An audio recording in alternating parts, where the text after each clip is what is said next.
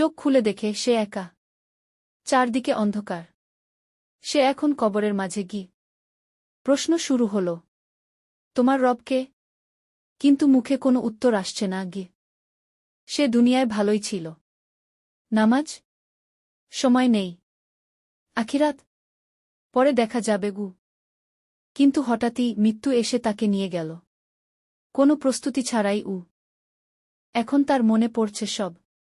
কিন্তু এখন অনুশোচনার কোনো মানে নেই। সময় শেষ গু। ভাই, দুনিয়ার ঘোর কাটাও।